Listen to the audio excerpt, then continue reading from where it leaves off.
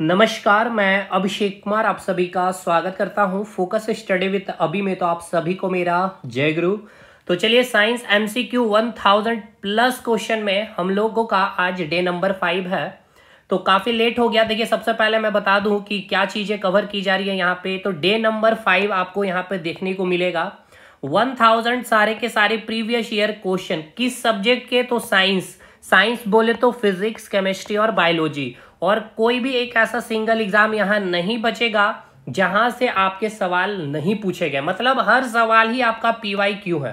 Clear है भाई? तो चलिए, बिना देर के हुए चीजों को स्टार्ट करते हैं डे नंबर 5 से। इससे पहले आपको एक होमवर्क है, और ये होमवर्क मैं तब दे रहा हूं जब मैंने कंप्लीट करवा दिया हूं आपका साइंटिफिक नेम। देखिए भाई, मैंने आपको टोटल 50 साइंटिफिक नेम याद करवाया है, और इस टॉप 50 की बात की जाए तो ये सारे के सारे टॉप 50 आपके पूछे गए आयोग के क्वेश्चन थे। तो आप कमेंट करके बताइए बिना ऑप्शन के। मैंने इस लेवल पे आपको याद करवाया है किंग कोबरा का साइंटिफिक नेम, सुगर केन का साइंटिफिक नेम, पोटैटो का साइंटिफिक नेम, टोमेटो का साइंटिफिक नेम, सैफरॉन और केसर जिसे हिंदी में कहते हैं। यानी कि अब इसे कैसे मैं आपको याद भी करवा दे रहा हूं। आंसर नहीं बताऊंगा, आपको कमेंट करना है आंसर। किंग है, किंग से इसको रिलेट मैंने करवाया था। सुगर केन, तो हम लोगों ने क्या किया था, जो अल्कोहलिक पेय पदार्थ है जो लोग पीते हैं, और हम लोग क्या करते हैं, कौन सा चीजों को पीते हैं, तो सुगर केन यानी कि गन्ना का रस, इससे को रिलेट करवाए थे। पोटैटो में आपने पटा लिया था किसी भी गर्ल्स को, मतलब कि प्रेम प्रसंग की बातें हैं ये सभी चीजें, तो किसको पटाया था आपने। टोमेटो कहाँ पे सबसे ज्यादा मिलती है, सुगर केन यानी कि केसर, कैसा लगता है टेस्ट में, ये आपको मैंने को रिलेट करवा दिया। कमेंट सेक्शन में देखता हूं कि कितने स्टूडेंट को ये पांचों के पांचों सही उत्तर याद है बिना ऑप्शन के। मैं इस लेवल पे याद करवाता हूं आपको और समझाता हूं कि आपको फिर कोई जरूरत ना पड़े भाई। देखिए, आज जब डे नंबर 5 आप कंप्लीट कर रहे होंगे तो आपके 100 प्लस क्वेश्चन कवर हो जाएंगे। क्वेश्चन की संख्या देखेंगे तो देखिए, आज हम लोग स्टार्ट कर रहे हैं क्वेश्चन की संख्या 23 से, और आज हम लोग 30 क्वेश्चन तक कंप्लीट करेंगे। यानी कि 30 क्वेश्चन में 100 प्लस क्वेश्चन आपका कवर हो जाएगा। और ये कवर हो जाएगा वैसे रटा रटी वाला काम नहीं भाई, कंसेप्ट के साथ। और इसमें सब कुछ है, फिजिक्स भी है, केमिस्ट्री भी है और बायोलॉजी भी है। तो आप वेट मत करिए कि 1000 कवर हो जाएगा तब कंप्लीट करेंगे, तब तो आप सोच कर भी कंप्लीट नहीं कर पाइएगा भाई, क्योंकि जिस लेवल पे मैं कंटेंट दे रहा हूं 2-3 दिन का लेट आया है। लेकिन अगर आपको चाहिए कि कल फिर से आपको डे 6 का वीडियो मिल जाए साइंस में, तो मैं आपसे एक्सपेक्ट करता हूं कि आप 100 लाइक इस वीडियो में जरूर पहुंचाएंगे। और दूसरी बात, आप कमेंट सेक्शन में जरूर कमेंट करके बतलाएंगे कि क्या आपको इसमें और इम्प्रूवमेंट चाहिए, क्या इससे आपको फायदा हो रहा है, और जो भी चीजें आपके विचार हैं लिख सकते हैं, और जरूर से अपने दोस्तों तक शेयर करेगा। चलिए, बहुत शानदार सवाल आपका पूछा गया सवाल, और इतना खूबसूरत सवाल है भाई। ये ओम्स लॉ का ये सवाल है, ठीक है। लेकिन इसे हम 2 तरीके से बनाएंगे। एक तो अपना तरीका होगा जिसे देहाती तरीका यानी कि थेट तरीका, और एक साइंस का कंसेप्चुअल तरीके से हम लोग सॉल्व करेंगे। चलिए, तो भाई क्वेश्चन क्या बोला गया है कि in a circuit with 5 ohm resistance if the current increase the voltage. यानी आपको यह बोला गया है कि 5 ओम प्रतिरोध वाले एक परिपथ में यदि धारा में वृद्धि होती है तो वोल्टेज के बारे आपको बतलाना है कि वोल्टेज आपका इंक्रीज हो जाएगा या फिर डिक्रीज हो जाएगा, या कांस्टेंट रहेगा, या फिर 0 हो जाएगा। समझ में आ रहा ना यार? क्वेश्चन समझ में आया? देखिए क्वेश्चन क्या बोल रहा है, चलिए क्वेश्चन तोड़ते हैं पहले हम लोग। यानी कि आपको एक परिपथ यानी कि एक सर्किट दे दिया है, और ये आपका रेजिस्टेंस वैल्यू दे दिया गया है R। अब इसको हम लोग कंप्लीट कर रहे हैं एक बैटरी से, यानी कि एक भी वोल्टेज का हमने बैटरी लगा दिया है। अब ये कहा गया है क्वेश्चन में कि आपका जो R का वैल्यू कितना दिया गया है, 5 ओम रेजिस्टेंस है, यानी कि आपका रेजिस्टेंस फिक्स कर दिया गया और करंट इंक्रीज हो रहा है। तो आपको पूछा गया वोल्टेज, यानी R का वैल्यू 5 ओम दे दिया है, और करंट जो यहां से निकलेगा पॉजिटिव प्लेट, याद है ना आपको, ये नेगेटिव प्लेट, तो ये करंट की वैल्यू क्या कर दिया गया है, आपको इंक्रीज कर दिया गया है। तो आपको बताना है कि वोल्टेज पर क्या इफेक्ट होगा, बढ़ेगा घटेगा, और ये R की वैल्यू फिक्स है। मतलब ये कि यहां से चीजों को आप कैसे निकालेंगे। चलिए इसको तोड़ते हैं एक एक करके। देखिए मेरे भाई, सबसे पहले एक चीज को समझिएगा, जैसे कि आप मतलब घर पे चलते हैं ना, इलेक्ट्रिसिटी को तो हम आपको दिखलाए हैं, जिसे फिल किया जाता है, जिसको मैंने दिखलाया है अपने क्लास में 22 या 23 क्लास मैंने इलेक्ट्रिसिटी में ली है अपने कोर्स में। चलिए बात करते हैं। देखिए आपका ये जो घर है, ठीक है ना, आपके घर में जो यानी कि आपके रूम में जो करंट फ्लो करती है उसके लिए कितना वोल्टेज सप्लाई किया जाता है, 12 वोल्ट का वोल्टेज सप्लाई किया जाता है। ये मैंने लिख दिया रूम, ठीक है ना, एक रूम होगा या 2 रूम होगा। इसके बाद अब क्या हुआ, आपका ग्राउंड फ्लोर है और ग्राउंड फ्लोर के ऊपर एक तल्ला और बन गया, यानी कि ग्राउंड फ्लोर और उसके ऊपर एक घर और बन गया है, यानी कि एक तल्ला। समझ में आ गया ना, एक तल्ला इसको मैं कह रहा हूं। तो अब इस केस में क्या आप देखेंगे तो आपका जो वोल्टेज सप्लाई होगा वो 100 वोल्ट का सप्लाई किया जाएगा। तो देखिए क्या हो रहा है, वोल्टेज इंक्रीज हो रहा है। ये हो गया। अब इसके बाद आपका जो कॉलोनी होगा, ठीक है ना, इस कॉलोनी में बहुत सारे घर होंगे, तो ये आपका एक कॉलोनी हो गया। अब इस कॉलोनी में क्या भाई, करंट सप्लाई है भाई, यहां भी करंट ही हो, ठीक है ना, यहां भी क्या होगा आपका करंट ही होगा, और इस कॉलोनी में भी क्या है आपका करंट है। तो इस करंट के सप्लाई के लिए कितना वोल्टेज सप्लाई किया जा रहा है, तो 220 वोल्टेज, ठीक है। समझते चलिएगा एक एक करके। इसके बाद ये हो गया आपका कॉलोनी, ये हो गया आपका एक तल्ला, और ये केवल आपका एक रूम है या 2 रूम है। यहाँ पे रूम में या फिर आपके 2 रूम होंगे आपके घर में, वहां पे करंट सप्लाई के लिए कितना वोल्टेज चाहिए, हमें 12 वोल्टेज चाहिए करंट फ्लो कराने के लिए। अगर हमें एक तल्ला हमने घर बना लिया या 2 तल्ला हमने घर बना लिया है, तो इसके लिए हमें 100 वोल्टेज क्या चाहिए भाई, करंट को फ्लो कराने के लिए चाहिए। और पूरे कॉलोनी में जो कम से कम 12, 50, 30, 40 जो भी घर है उसके लिए कम से कम हमें 220 वोल्टेज का क्या चाहिए, मतलब कि करंट फ्लो कराने के लिए हमें वोल्टेज चाहिए। अब इसके बाद हम चले आते हैं कॉलोनी के बाद डिस्ट्रिक्ट में, यानी कि एक जिला से दूसरे जिला में अगर हमें करंट को फ्लो करवाना है, यानी कि अगर मैं धनबाद में हूं और धनबाद से मैं बात कर रहा हूं बोकारो में करंट को ट्रांसफर करना है ना जी। अब ये कैसे जाएगा, वायर के थ्रू जाएगा। तो इसके लिए हम लोग 11,000 वोल्टेज का, ठीक है ना, वायर का यूज करते हैं, ठीक है। इसके बाद अब हम लोग क्या कर रहे हैं, जिला को छोड़ अब हम राज्य में आ जा रहे हैं, यानी एक स्टेट से दूसरे स्टेट में करंट का सप्लाई कर रहे हैं। यानी कि हम झारखंड स्टेट से अब हम बिहार स्टेट में करंट को सप्लाई करना चाहते हैं, करंट को फ्लो कराना चाहते हैं। तो इसके लिए हमें 1,33,000 वोल्ट का क्या चाहिए, वायर से हम लोग क्या करेंगे, करंट को फ्लो कराएंगे। अब यहां से हमें क्या समझ में आ रहा है, आइए समझते हैं। देखिए जो आपका एक रूम होगा, यहां पे समझिएगा, चीजों को ध्यान से समझिएगा। इस केस में बात किया जाए तो एक रूम से दूसरे रूम में करंट को फ्लो कराना है, ठीक है। अब यहां पे अगर बात किया जाए तो एक तल्ला है या 2 तल्ला भी हो सकता है। तो यहां से जो करंट का फ्लो होगा, इसकी दूरी और इसकी दूरी, मुझे ये बतलाइएगा कौन सबसे ज्यादा हो। तो सिंपल सी बात है, इसकी दूरी कम होगी, इसकी दूरी अधिक होगी।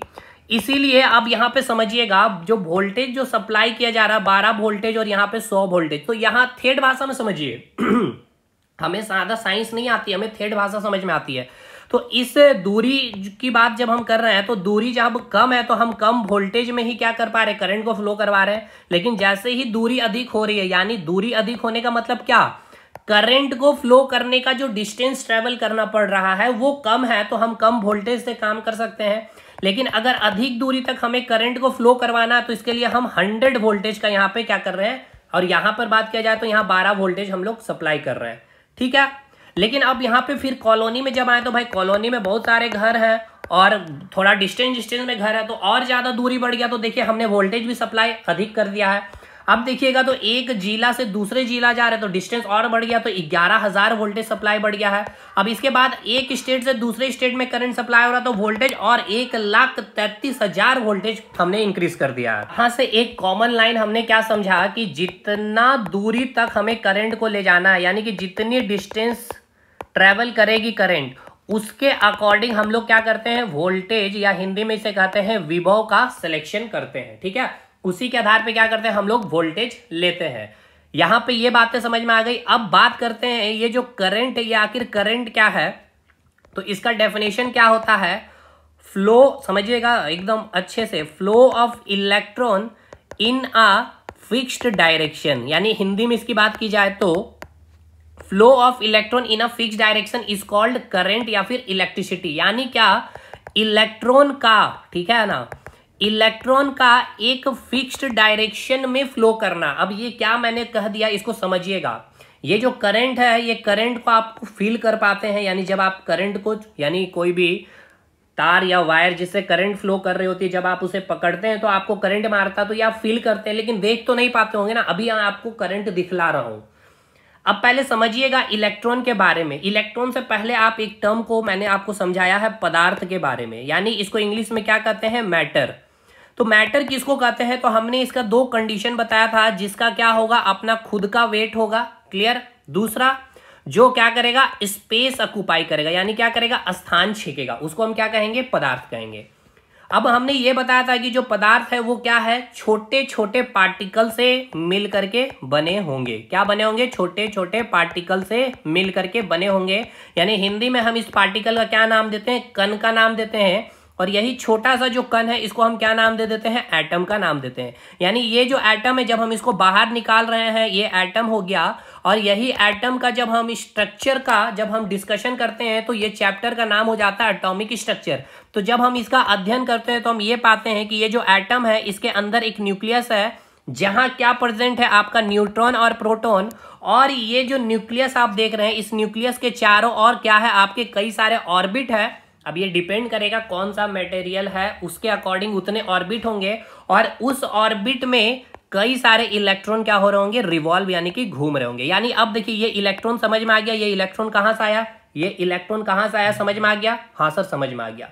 अब बात करते हैं कि हमने जो डेफिनेशन बताया, फ्लो ऑफ इलेक्ट्रॉन, है ना, क्या मैंने बताया, flow of electron in a fixed direction. अब ये इलेक्ट्रॉन का फिक्स डायरेक्शन में मूव करना इलेक्ट्रिसिटी कहलाता है। ये क्या है, इसे समझा दीजिए। जैसे कि मेरे पास एक वायर है, कॉपर का वायर है, ठीक है, ये क्या है, कॉपर का वायर है। यानी कि ये क्या है, एक मैटर है, यानी क्या है, पदार्थ। अब ये पदार्थ क्यों है, क्योंकि ये वायर को उठाइएगा तो कुछ वेट फील होगा और कुछ स्पेस भी ऑक्युपाई करेगा। यस सर, तो यानी ये क्या हो गया, आपका मैटर हो गया। हाँ जी। अब ये जब अगर वायर अगर क्या है आपका, अगर मैटर है, यानी ये क्या होगा, छोटे छोटे पार्टिकल से इस प्रकार से मिल करके बने होंगे। यानी इसका इंटरनल स्ट्रक्चर देखेंगे तो इस प्रकार छोटे छोटे पार्टिकल से मिल करके ये वायर बना होगा। हाँ जी, ये बना होगा, बिल्कुल बना होगा। अब ये छोटे छोटे पार्टिकल से मिलकर के कई मिलियंस में, बिलियंस में ऐसे छोटे छोटे कण होंगे, जिसे अब हम एक छोटे से कण को बाहर निकाल रहे होंगे, जिसका नाम एटम होगा। और इसके अंदर न्यूक्लियस और प्रोटॉन प्रेजेंट होंगे, न्यूक्लियस के अंदर। और इसके चारों तरफ क्या घूम रहा होगा, इलेक्ट्रॉन घूम रहा होगा। यानी कि इस कॉपर वायर को अब हम यहाँ पे इस प्रकार से दिखाना चाहें तो अब आपको समझ में आएगा कि इस कॉपर वायर के अंदर, ठीक है ना, कई सारे क्या होंगे, इस प्रकार से इलेक्ट्रॉन होंगे। होंगे कि नहीं होंगे, बिल्कुल होंगे, समझिएगा। अब ऐसे क्या होंगे, बहुत सारे इलेक्ट्रॉन होंगे। अब ये इलेक्ट्रॉन का यहां मैं इस प्रकार से बना रहा हूं, ठीक है। अब ये जो इलेक्ट्रॉन है, एक इलेक्ट्रॉन इधर ये मूव कर गया, ये इलेक्ट्रॉन इधर मूव कर रहा है, ये इलेक्ट्रॉन ऊपर जा रहा है, ये इलेक्ट्रॉन नीचे जा रहा है, ये इलेक्ट्रॉन इधर जा रहा है, और ये इलेक्ट्रॉन आपका इधर आ रहा। तो अब देखिए, इस इलेक्ट्रॉन का डायरेक्शन इस साइड है, इस इलेक्ट्रॉन का डायरेक्शन ऊपर है, इस इलेक्ट्रॉन का डायरेक्शन, कोई एक डायरेक्शन में क्या इलेक्ट्रॉन मूव कर रही है, नहीं। तो अब समझिएगा, अगर यही इलेक्ट्रॉन एक फिक्स डायरेक्शन में मूव करने लग जाए, यानी कि समझिएगा अब देखिए क्या हो रहा है। अब ये इलेक्ट्रॉन इधर मूव कर रहा है, ये भी इलेक्ट्रॉन, ये भी इलेक्ट्रॉन, ये भी इलेक्ट्रॉन। तो क्या हो गया, इसका डायरेक्शन क्या हो गया आपका, राइट साइड में। यानी कि एक फिक्स डायरेक्शन आप बोल सकते हैं, राइट साइड में ये आपका क्या कर रहा है, इलेक्ट्रॉन फ्लो कर रहा है। या फिर ऐसा भी हो सकता है कि ये इलेक्ट्रॉन, ये आपका एक फिक्स डायरेक्शन लेफ्ट साइड में, यानी कि सारे के सारे इलेक्ट्रॉन क्या हुए, एक फिक्स डायरेक्शन में मूव करने लग गए लेफ्ट साइड में।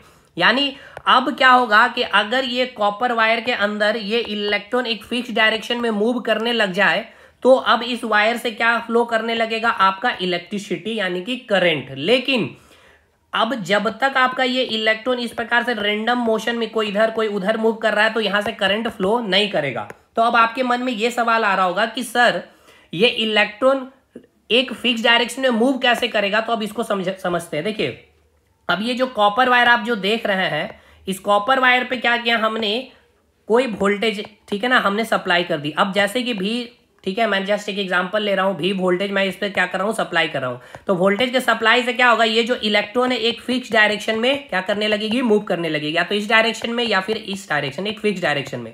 अब जैसे ही एक फिक्स डायरेक्शन में मूव करने लग गया, तो क्या हो गया, आपका यहां से करंट उत्पन्न हो गया। यानी कि क्या करने लगेगा, इस कॉपर वायर से आपका करंट फ्लो करना स्टार्ट हो जाएगा। समझ में आ गया, कॉपर वायर से क्या हो गया, आपका करंट फ्लो करना स्टार्ट हो गया। अब समझिएगा यहां पे क्वेश्चन क्या बोला गया है, क्वेश्चन पे अब आइए आप। क्वेश्चन में आपको यह बोला गया है आपसे कि कोई भी एक सर्किट है। अच्छा, अब यहाँ पे एक टर्म को समझना होगा, रेजिस्टेंस के बारे में भी। तो चलिए पहले रेजिस्टेंस को भी खंगाल देते हैं। देखिए, इलेक्ट्रिसिटी चैप्टर पूरा खत्म कर रहे हैं इस एक क्वेश्चन में। समझिए चीजों को। कुछ स्टूडेंट बोलते हैं कि एक क्वेश्चन में 15 मिनट का समय। ना भाई, मैंने 15 मिनट का समय लिया उस चैप्टर के लिए। मैं आपको भाई अपाहिज नहीं बना रहा हूँ एक क्वेश्चन का बी और सी करके। अगर आपको पूरी इलेक्ट्रिसिटी अच्छे से और भी पढ़नी है तो एक बार एनरोलमेंट लीजिए। जब इलेक्ट्रिसिटी पढ़ेंगे तो आप कहेंगे सर मैं इलेक्ट्रिसिटी देख रहा हूँ।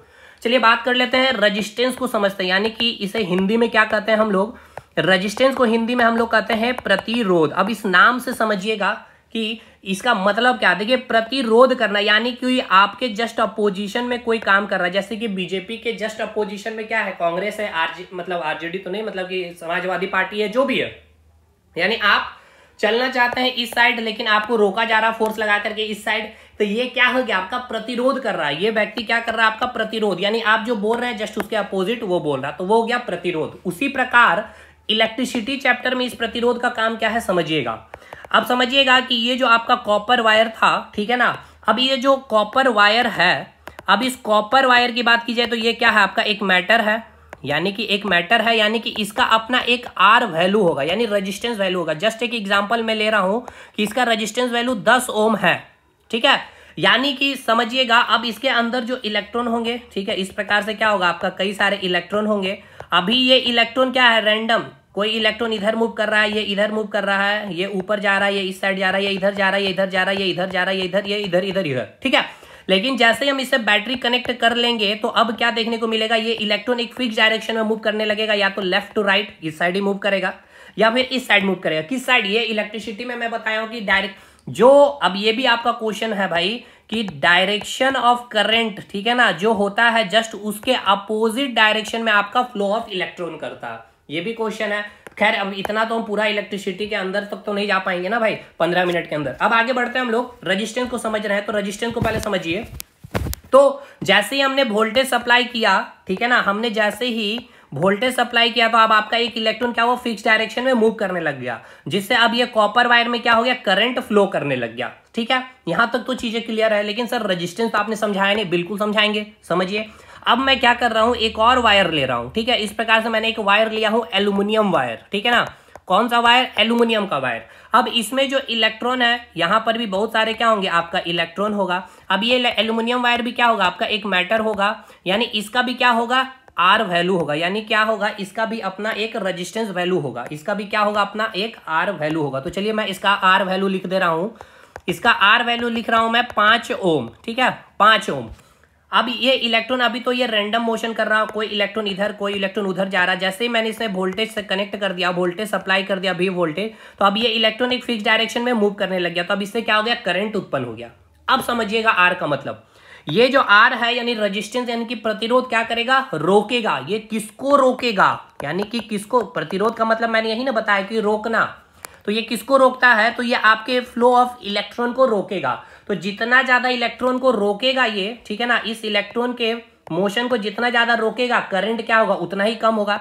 यानी आर की वैल्यू ज्यादा है तो करंट की वैल्यू क्या होगी, कम होगी। भाई इलेक्ट्रॉन को रोक रहा है, यानी यहाँ पे इलेक्ट्रॉन 10 लोग मिल करके रोक रहे हैं, ठीक है। और एल्यूमिनियम वायर की बात की जाए तो यहाँ पर इलेक्ट्रॉन को रोक रहे हैं 5 लोग। तो मुझे ये बताइए, जो 10 लोग हैं यहाँ पे और यहाँ पे 5 लोग हैं, तो कहां पे ज्यादा इलेक्ट्रॉन रुकेगा, यानी कि फ्लो ऑफ इलेक्ट्रॉन कहां कम होगा, यहाँ पे। यानी कि करंट अगर यहां से मैं एक एग्जांपल लूं तो यहां से 5 एम्पियर करंट फ्लो कर रहा है, ठीक है। तो आप मुझे ये बतला सकते हैं कि इससे कितना करंट फ्लो करेगा, 5 एम्पियर से कम या 5 एम्पियर से ज्यादा। तो देखिए 10 लोग यहाँ पे क्या कर रहे हैं, इलेक्ट्रॉन को रोक रहे हैं। इलेक्ट्रॉन को रोकना यानी कि अगर बात किया जाए फ्लो ऑफ इलेक्ट्रॉन क्या हो जाएगा, वहां पे कम हो जाएगा, सॉरी फ्लो ऑफ इलेक्ट्रॉन वहां पे कम हो जाएगा, तो करंट भी कम हो जाएगा, ठीक है ना, करंट भी कम हो जाएगा। करंट कितना है, 5 एम्पियर। अब यहाँ पे 5 लोग रोक रहे हैं, तो यहां से तो कम लोग आपको रोक रहे हैं जाने के लिए, यानी कि फ्लो ऑफ इलेक्ट्रॉन यहाँ पे क्या होगा, ज्यादा होगा। फ्लो ऑफ इलेक्ट्रॉन ज्यादा तो करंट भी ज्यादा, यानी यहाँ पे करंट 5 एम्पियर से ज्यादा फ्लो करेगा, ठीक है। यानी कि रेजिस्टेंस का कंसेप्ट समझ में आ गया, क्या करना, प्रतिरोध करना, किसको, इलेक्ट्रॉन को। चलिए अब आर ज्यादा तो करंट का क्या रिलेशन, ये सब क्वेश्चन आपसे पूछता है, इसलिए मैंने इस तरह से आपको समझाया है ताकि आप वो सारे जो स्टेटमेंट बेस्ड के जो क्वेश्चन पूछे जाएंगे ना वो सब आप बना पाइएगा। अब आइए क्वेश्चन पे, चलिए आर का वैल्यू भी आपने समझ लिया, आर का भी कंसेप्ट आपने समझ लिया। अब आगे बढ़ते हैं हम लोग क्वेश्चन पे। क्वेश्चन में ये बोला गया कोई एक सर्किट है, ठीक है ना, कोई एक आपका क्या है, सर्किट है, ठीक है, जिसकी आर वैल्यू दे दिया गया है 5 ओम। अब बोला गया कि करंट इंक्रीज कर दिया गया, ठीक है ना। हमने क्या बताया कि करंट अगर ज्यादा दूर तक आपको ले जाना है तो, यानी कि हमने ये बताया कि करंट को ज्यादा दूर तक ले जाना है तो वोल्टेज को भी ज्यादा बढ़ाना होगा। तो सिंपल से समझिए, करंट इंक्रीज हो रहा है तो भाई वोल्टेज भी क्या कर रहे हैं, जस्ट अपोजिट। यहाँ पूछा, मैंने आपको बताया वोल्टेज को ज्यादा देना होगा तब जाके आप करंट को उतना दूर तक ले जाएंगे। क्योंकि यहाँ पर आर का वैल्यू कांस्टेंट है। मतलब समझिए अब इस क्वेश्चन का फिजिकल मीनिंग को मैं अब आपको समझाता हूं, ठीक है। आइए भाई 1 मिनट, इसको यहां से हटाते हैं। क्वेश्चन समझिए, हालांकि ओम्स लॉ तो मैं इसको बना ही दूंगा, लेकिन देखिए ओम्स लॉ से बना देना बड़ी बात नहीं है। बड़ी बात यह है कि आपको इसके अलावे भी तो क्वेश्चन देखने को मिल सकते हैं ना एग्जाम में स्टेटमेंट बेस्ड को, तो उसको कैसे तोड़ेंगे, ठीक है ना। वहां ओम्स लॉ आपको लगाना टिपिकल हो जाएगा, समझ में ही नहीं आएगा कि ओम्स लॉ, इस क्वेश्चन में नहीं बहुत लोगों को समझ में आया कि ओम्स लॉ से बन जाएगा। इसीलिए यहां आपको बोला क्या गया गया, देखिए यहां पे आर का वैल्यू फिक्स कर दिया गया, यानी यहां आर का वैल्यू फिक्स है 5 ओम। यानी क्या, यानी ये कि जस्ट एक मैं वायर लिया हूं यहां पे, ठीक है ना, कोई एक्स वायर है, ठीक है, इसका रेजिस्टेंस वैल्यू दे दिया गया कितना, 5 ओम। एक और मैंने वायर ले लिया है, इसका नाम है वाई वायर, इसका भी आर वैल्यू क्या कर दिया, फिक्स कर दिया गया। अब जो यहां से करंट फ्लो कर रहा है, करंट को इंक्रीज किया जा रहा है, ठीक है ना, तो आपको पूछा जा रहा वोल्टेज पे क्या इफेक्ट होगा। यहां से भी बोला गया करंट इंक्रीज हो रहा है तो वोल्टेज पे क्या इफेक्ट होगा, ये बताइए, ठीक है। हालांकि देखिए हम लोग फिर से एक चीज पढ़ते हैं, R equals to rho L upon A, ये एक अलग है कि लेंथ का अलग प्रभाव पड़ता है, एरिया का अलग प्रभाव पड़ता है, रजिस्टिविटी का अलग प्रभाव पड़ता है रेजिस्टेंस पे, तो इसको हम लोग साइड करके चल रहे हैं। अब ये क्या मैंने बोल दिया, अब इस पे ज्यादा दिमाग मत लगाइए, बहुत डिटेल हो जाएगा फिर ये, ठीक है ना। तो अब यहां समझिएगा ये क्वेश्चन पे अब हम लोग आइए कि वाई जो वायर है आपका, ये वाई जो वायर है और ये जो एक्स वायर है, यहाँ पे करंट दोनों में क्या हो रहा है, इंक्रीज हो रहा है। अब रोकने वाला कितना है, यहाँ पे भी 5 आदमी ही रोकने वाला है और यहाँ पे भी 5 आदमी ही रोकने वाला है, ठीक है ना।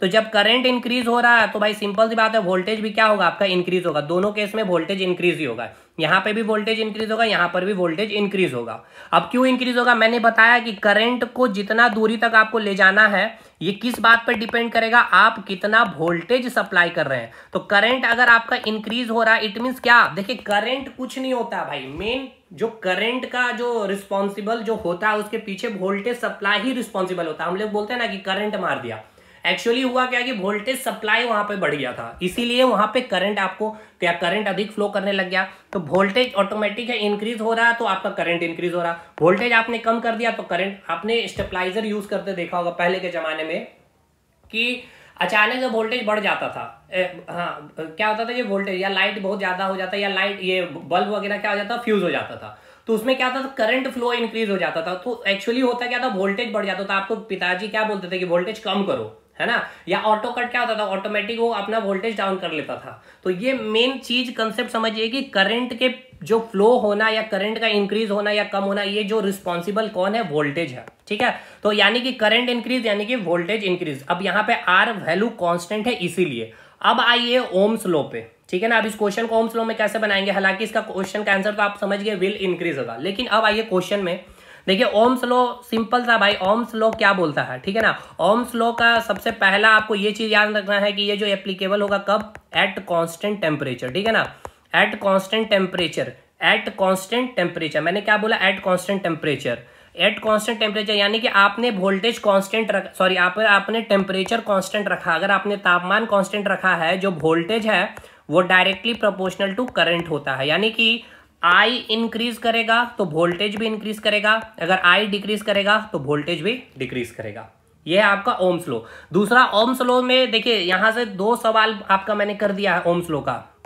एक तो मैंने बोल दिया एट कांस्टेंट टेम्परेचर पे आपका एप्लीकेबल होता है ओम्स लॉ, तो वोल्टेज इंक्रीज होगा तो करंट इंक्रीज, वोल्टेज डिक्रीज तो करंट डिक्रीज। जस्ट इसका अपोजिट भी कर लेंगे, करंट इंक्रीज तो वोल्टेज इंक्रीज, करंट डिक्रीज तो वोल्टेज भी डिक्रीज करेगा। दूसरा, ये जो ओम्स लॉ है, ये ओम्स का नियम जो होता है ना, किसमें वैलिड होता है, तो याद रखिएगा कंडक्टर, यानी कि हिंदी में कंडक्टर को क्या बोलते हैं हम लोग, चालक, ठीक है ना। हिंदी में इसे क्या कहेंगे, ओम्स लॉ। ये पूछा गया क्वेश्चन है मेरे भाई कि Ohm's law is valid only for, तो याद रखिएगा कंडक्टर के लिए।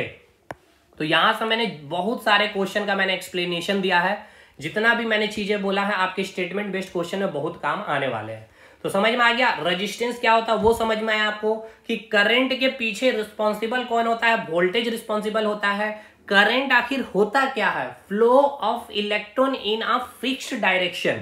अब आइए एक चीज और मैं आपको समझा देता हूं, जैसे कि आपने देखा होगा या आप लोग बोलते भी होंगे कि कोई करंट जो फ्लो कर रहा है, ये वायर है, इससे करंट फ्लो कर रहा है, ठीक है ना, तो आपको बोला जाता है कि इसके करीब नहीं जाइए वरना ये वायर आपको अपनी ओर खींच लेगी, है ना। यहाँ पर अगर आप खड़े हैं, आप यहाँ पे पास से जाएंगे तो आपको ये अपनी ओर खींच लेगी। तो कैसे, देखिए जब कभी भी वायर से करंट फ्लो कर रहा होता है ना, तो इसके चारों तरफ क्या बन लेता है, चुंबकीय क्षेत्र उत्पन्न हो जाता है इसके चारों ओर।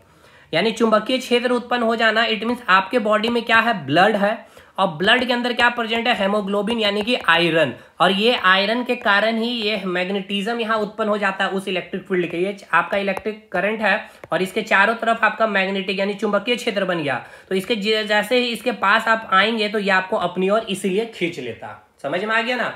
तो ये तार वायर जो खींच लेता है, क्यों खींच लेता है, अब तो ये मैंने लॉजिक। अब ट्रेन आपको अपनी ओर क्यों खींच लेता है, याद करिए प्रॉपर्टीज ऑफ मैटर आर्किमिडीज वाला चैप्टर में मैंने करवाया। तो ये क्वेश्चन क्लियर हुआ आपका। चलिए, बहुत अपार नॉलेज मैंने इसमें दिया इस क्वेश्चन में आपको। अब अगला क्वेश्चन चलते हैं 24वां नंबर में। 24वां नंबर क्या बोल रहा है भाई कि हाउ लॉन्ग डस्ट, बहुत इजी क्वेश्चन और गलती करना है इस क्वेश्चन को आपको फिक्स है। देखिए, how long does light take from the moon to the earth, यानी कि चंद्रमा से पृथ्वी तक प्रकाश को आने में कितना समय लगता है। अब बस ये जो हम क्वेश्चन देख लेते हैं ना कि पृथ्वी तक प्रकाश को आने में कितना समय लगता है, 8 मिनट 20 सेकेंड, फटाक से ऑप्शन ए टिक कर देते हैं। भाई ये गलत है ना। क्वेश्चन पढ़िए कि क्वेश्चन क्या बोला है आपसे। क्वेश्चन आपसे ये नहीं बोला, आपसे क्वेश्चन ये बोला है कि ये आपका क्या है, सूर्य है, ठीक है, ये क्या है आपका सूर्य है, ठीक है, ये आपका सूर्य है, ये आपका सूर्य है। अब सूर्य से जो प्रकाश आ रही है, ठीक है ना, सूर्य से ये जो आपका सूर्य है, सूर्य से जो प्रकाश आ रही है, ठीक है, ये आपका पृथ्वी हो गया, ठीक है, ये क्या हो गया आपका पृथ्वी हो गया। क्लियर हो गया। अब यहाँ पे याद रखिएगा सूर्य है, यहाँ पे क्या है आपका मून है यानी कि चंद्रमा है, यहाँ पे क्या है आपका मून यानी कि चंद्रमा, याद रखना भाई, समझ के चलना चीजों को। अब देखिएगा मून यहाँ है यानी कि मून से पृथ्वी तक लाइट आएगा, एक तो ये हो गया। अब देखिए ये जो प्रकाश आ रहा है यहाँ से, यानी यहाँ से कहाँ से, सूर्य से जो प्रकाश आ रही है, और एक आपका चंद्रमा से जो प्रकाश आ रही है, इसका टाइम अलग है। अगर आपसे पूछा जाएगा सूर्य से पृथ्वी तक प्रकाश आने में कितना समय लगता है, तो 8 मिनट 20 सेकेंड लगता है। समझिएगा कितना लगता है, 8 मिनट 20 सेकेंड लगता है। लेकिन चंद्रमा से पृथ्वी तक प्रकाश आने में 1 मिनट 3 सेकेंड लगता है। और देखिए क्वेश्चन क्या बोला आपसे, चंद्रमा से पृथ्वी तक प्रकाश को आने में 1 minute 30 second, approx value 1.3 second होगा 1.26 का, ठीक है। तो ये समझ में आया भाई क्वेश्चन क्या बोल रहा है। क्वेश्चन भी एक बार हमें पढ़ना है कि क्वेश्चन क्या बोल रहा है। फटाक से जल्दबाजी में हम लोग रट लिए होते हैं कि पृथ्वी तक सूर्य का प्रकाश आने में 8 मिनट 20 सेकेंड, और देखिए ऑप्शन ए ही आपको 8 मिनट 20 सेकेंड ऑप्शन भी दिया हुआ था। तो चलिए ये क्लियर हो गया 24वां नंबर। इसमें कुछ ज्यादा एक्सप्लेनेशन की जरूरत नहीं, ना मैंने इसको एक्सप्लेन इसमें कुछ कर सकता हूँ ऑप्शन को। तो देखिए पहला ही ऑप्शन आप देखेंगे तो यहाँ मिलेगा 8 मिनट 20 सेकेंड। चलिए अगले सवाल में, बहुत तगड़ा सवाल और हर एग्जाम का ये फेवरेट क्वेश्चन है। कोई स्टेट में चले जाइए, देखिए सीजीएल का पेपर दीजिएगा, 2016 में ये पूछा गया, जेएसएससी सीजीएल, रेलवे का पेट क्वेश्चन, एसएससी का जो मैंने अभी स्टेटमेंट में जो करंट के वाले पढ़ाया वहां से क्वेश्चन है। चलिए इस क्वेश्चन को पहले बनाते हैं। क्वेश्चन क्या बोला है आपका, 2 register of 20 ohm and 30 ohm, 2 register है जिसका आर वैल्यू दे दिया गया है 20 ओम और 30 ओम, आर कनेक्टेड इन पैरेलल यानी कि समानांतर, हिंदी में भी हम पढ़ते चल रहे हैं आपको। This combination is connected in series, आपको ये बोला गया है कि एक R1 हो गया और एक आपका R2 हो गया, इसको कनेक्ट किया गया है पैरेलल में। उसके बाद इसका जो कॉम्बिनेशन है, इसका कॉम्बिनेशन को कनेक्ट किया गया है सीरीज में, एक अलग रेजिस्टेंस दे दिया गया है R3 जिसका वैल्यू है 8 ओम, और इसको कनेक्ट किया गया, कितना इसमें वोल्टेज सप्लाई किया जा रहा है, 12 वोल्टेज सप्लाई किया जा रहा है। What will be the current following the 30 ohm resistance, यानी कि आपको बताना है करंट का वैल्यू क्या है। तो देखिए ये आपको क्या बोला गया, 12 वोल्ट, यानी कि 2 रेजिस्टेंस लिया गया। देखिए मैं बना रहा हूं इसका फिगर, देखिए इसके फिगर को आप कैसे एग्जाम में बनाएंगे ना, समझिएगा इसके न्यूमेरिकल को कैसे बनाना है, कुछ नहीं करना, समझिए। अभी पैरेलल सीरीज का कॉम्बिनेशन भी मैं फिर भी कोशिश करते चलूंगा, समझाते चलूँ। देखिए भाई क्वेश्चन ये बोला गया है कि 2 रेजिस्टेंस दिया गया है R1 और R2 जिसको कनेक्ट किया गया है पैरेलल में, ठीक है ना। क्वेश्चन में बता रहा हूँ कैसे एग्जाम में बनाएंगे। 2 रेजिस्टेंस है, R1 हो गया और इसको हम लोग पैरेलल कनेक्ट कर दिए, R2 हो गया, ठीक है। ये हो गया आपका R1, ये हो गया आपका R2, ठीक। इसके बाद ये जो कॉम्बिनेशन बना है, ठीक है ना, ये जो आपका कॉम्बिनेशन बना है, इस कॉम्बिनेशन को बोला क्या गया, देखिए यहाँ पे लिखा गया this combination is connected in series. तो ये पूरा जो कॉम्बिनेशन बना है इसको हम लोग क्या करना है, सीरीज में कनेक्ट करना है, किसके साथ, अलग एक रेजिस्टेंस दिया गया R3 जिसका वैल्यू दिया गया 8 ओम। तो चलिए इस कॉम्बिनेशन को हम लोग एक अलग रेजिस्टेंस के साथ कनेक्ट करते हैं R3 के साथ, ये हो गया आपका R3। उसके बाद बोला गया है एंड अब वोल्टेज 12 वोल्टेज, यानी कि वोल्टेज जो सप्लाई किया जा रहा है कितना 12 वोल्टेज सप्लाई किया जा रहा है। तो यहाँ पे हम लोग 12 वोल्टेज का बैटरी लगा दे रहे हैं। यहाँ पे कितना वोल्टेज सप्लाई किया जा रहा है 12 वोल्टेज। क्लियर है भाई, ये पॉजिटिव प्लेट, ये नेगेटिव प्लेट है। इसके बाद ये बोला गया कि what will be the current flowing, तो यहां से क्या निकलेगा आपका करंट निकलेगा, बताइए निकलेगा कि नहीं, यहां से करंट निकलेगा। अब यहाँ पे क्या आएगा आई करंट, ये निकला है आई, तो यहाँ पे भी क्या आएगा आई। अब यहाँ पे देखिए, यहाँ पे इस करंट को दो रास्ता मिल रहा है ना जी, देखिए एक रास्ता ऊपर जाने के लिए और एक रास्ता आपका नीचे आने के लिए। तो यहाँ से करंट क्या होगा बटेगा, यहाँ से आपका करंट जाएगा I1 करंट, ठीक है, और नीचे आ जाएगा आपका I2 करंट। अब एक बात बताइए, यहाँ पे अगर 10 लोग हैं, यानी कि करंट अगर 10 लोग हैं यहाँ पे, तो इधर कुछ जाएंगे, मान के चलते हैं यहाँ पे 7 आदमी आया, तो इधर कितना आएगा 3 आदमी आएगा। क्लियर है। उसके बाद यहाँ पे भी कितना करंट फ्लो करेगा 7 आदमी ही आएगा यहाँ पे भी, और यहाँ पे भी कितना आएगा 3 आदमी। उसके बाद ये मिल करके यहाँ से कितना निकलेगा टोटल 10 आदमी ही निकलेंगे, निकलेगी नहीं। उसके बाद यहाँ से भी कितना आदमी निकलेगा 10 आदमी, यहाँ से भी 10 आदमी होते होते, यानी कि जितना आदमी घर से निकलेगा उतना ही आदमी घर में एंट्री भी मारेगा।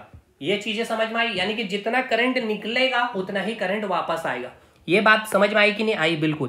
तो चलिए पहले इस सब को हटाइए, क्लियर करिए, चीजों को क्लियर करिए एकदम। थर्ड भाषा, मैंने कहा ना भाई कोई साइंस कोई रॉकेट चीज नहीं है भाई, लेकिन थर्ड भाषा में पढ़ेंगे बड़े मजा आएंगे।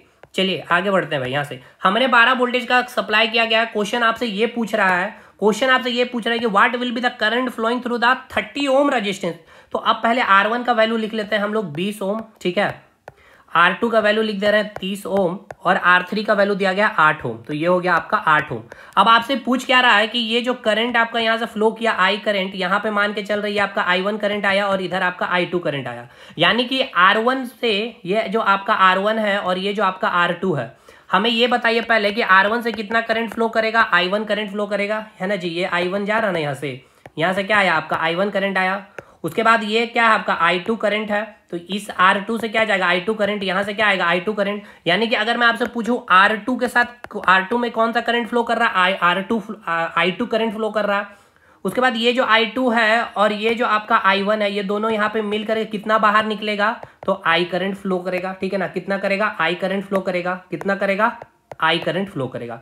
यानी यहां से कितना R3 से कितना करंट फ्लो करेगा I, यानी कि मैं R3 से अगर पूछूं तो कितना करंट फ्लो करेगा I।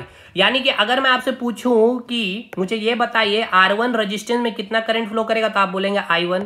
अगर मैं पूछूं R2 से कितना करंट फ्लो करेगा, तो आप कहेंगे I2। अगर मैं आपसे पूछूं कि R3 से कितना करंट फ्लो करेगा, तो I करंट फ्लो करेगा। यहां तक चीजें समझ में आ गई? आ गई सर। अब एक चीज ध्यान रखिए, जब सीरीज कॉम्बिनेशन की बात होती है और जब पैरेलल कॉम्बिनेशन की बात होती है, तो यहां पर एक चीज आपको याद रखना होगा। सीरीज के केस में जो करंट होता है, ठीक है ना, वो करंट क्या होता है आपका कांस्टेंट होता है, ठीक है। हाँ सर कांस्टेंट, ठीक है। अब ये क्या बोला आपको नहीं समझ में आया, कोई बात नहीं, बस अभी आप इतना याद रखिए कि सीरीज के केस में करंट कांस्टेंट होता है और पैरेलल के केस में क्या होता है कांस्टेंट, वोल्टेज कांस्टेंट होता है। ये आपको समझ में, अभी आपको ये इतना आपको रखना है। अब देखिए इस क्वेश्चन में आइए, अब देखिए इसको मैं यहाँ पे फ्रेश एक डायग्राम बना रहा हूँ। उसी को, ये आपका क्या था R1 R2 था, ठीक है। ये क्या है आपका R1 और R2 है। ये कौन सा कॉम्बिनेशन में, पैरेलल कॉम्बिनेशन में है। तो पैरेलल में आप पहले ये बताइए R इक्विवेलेंट हम लोग कैसे निकालते हैं। पैरेलल के केस में जो R इक्विवेलेंट हम लोग निकालते हैं, क्या आपको पता है कि R इक्विवेलेंट कैसे निकाला जाता है, पैरेलल के केस में हो चाहे आपका सीरीज के केस में। तो R इक्विवेलेंट यहाँ पे दो रेजिस्टेंस है, तो सिंपल था हम लोग करते क्या थे, R1 इंटू R2 अपन R1 प्लस R2 यही करते हैं। या फिर R इक्विवेलेंट हम लोग ऐसे निकालते थे 1 अपन R1 प्लस 1 अपन R2।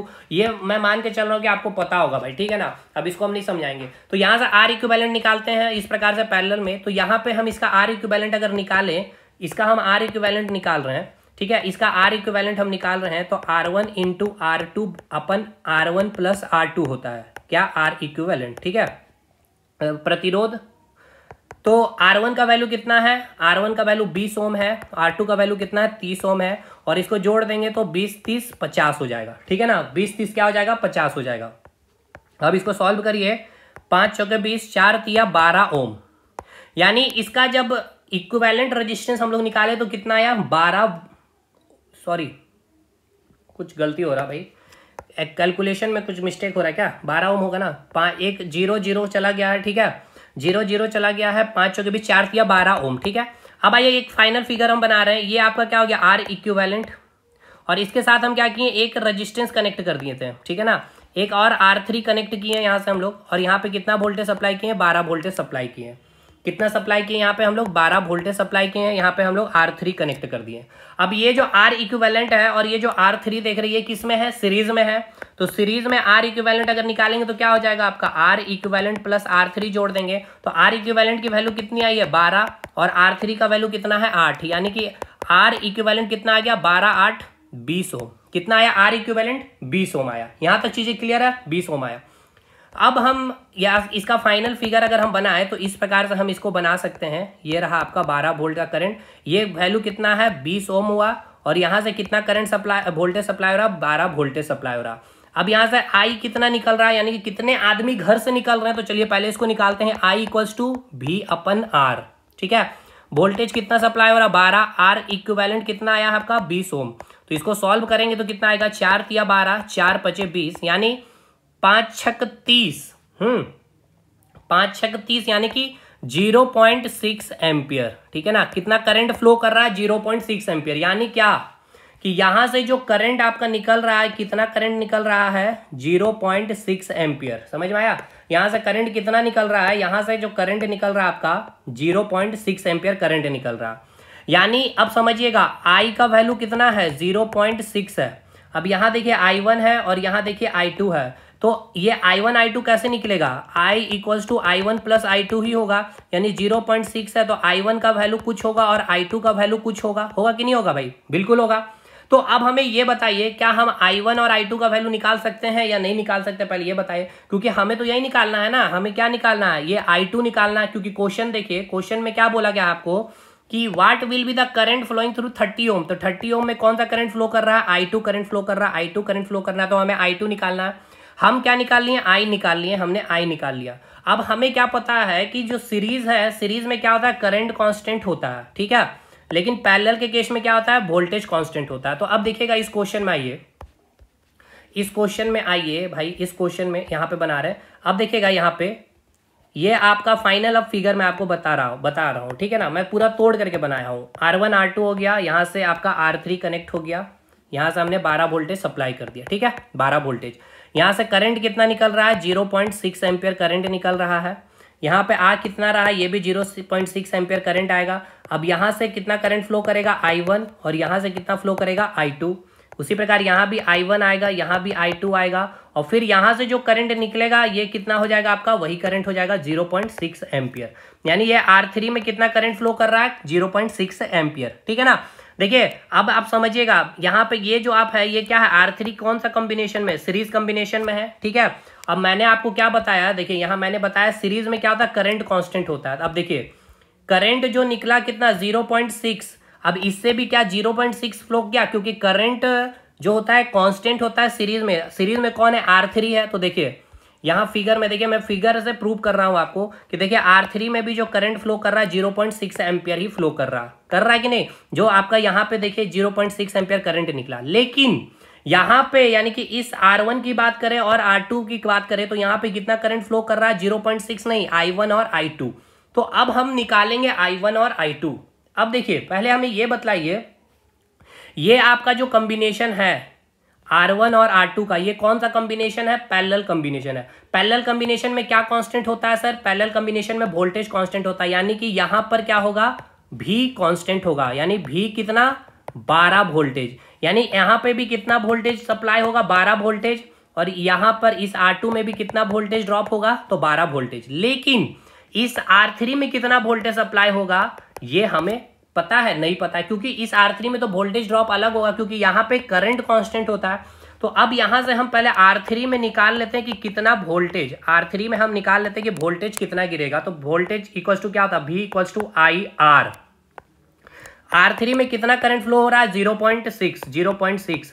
R का वैल्यू कितना है, 8 ओम, यानी कि 8 छक 48, यानी कि 4.8 वोल्ट। देखिए समझिए भाई, अब क्वेश्चन समझिए, यानी कि इस R3 की जब हम बात कर रहे हैं, इस R3 की हम जब बात कर रहे हैं तो यहाँ पे क्या, ये सीरीज में है, तो सीरीज में देखिए करंट कांस्टेंट है, यस सर करंट कांस्टेंट है, लेकिन वोल्टेज आप 12 वोल्ट सप्लाई कर रहे हैं, लेकिन इसको वोल्टेज यहाँ पे कितना ड्रॉप हो रहा है, 4.8 वोल्टेज, 4.8 वोल्टेज। देखिए तो अब एक बात बताइए कि जो यहाँ पर जो वोल्टेज आएगा, यहाँ पर ये R2 में और ये आपका R1 में, ठीक है ना, R1 और R2 में कितना वोल्टेज आएगा आप बताइए, क्या बता पाएंगे? तो देखिए पहले हम निकालिए V इक्वल टू क्या हो गया, V1 प्लस V2, ठीक है। अब V कितना आप सप्लाई किए, V यानी 12 वोल्ट आप सप्लाई किए, V1 प्लस V2 का वैल्यू कितना आ गया आपका 4.8, यानी कि जो V1 आया, V1 का वैल्यू आप निकाल सकते हैं 12 4 8 यानी कि 7.2 वोल्ट, ठीक है ना, 7.2 वोल्ट, यानी कि यहाँ पर कितना वोल्टेज होगा, यहाँ पर जो वोल्टेज होगा, यहाँ पे कितना वोल्टेज होगा और यहाँ पर कितना वोल्टेज होगा, एक मिनट भाई, यहाँ पर यानी कि इसको समझिएगा, समझिए इसको पूरा अच्छे से हम और एक बार क्लियर कर दे रहे हैं हटा करके। यहाँ समझिएगा, यहाँ मैंने बताया ये क्या है, पैरेलल केस है, ठीक है। यहाँ पे क्या होगा आपका वोल्टेज कांस्टेंट होगा, यहाँ पे क्या होगा आपका वोल्टेज कांस्टेंट होगा, वोल्टेज क्या होगा कांस्टेंट होगा। यहाँ पे करंट कांस्टेंट होगा, दिखा दिया मैंने 0.6 और यहाँ पे 0.6।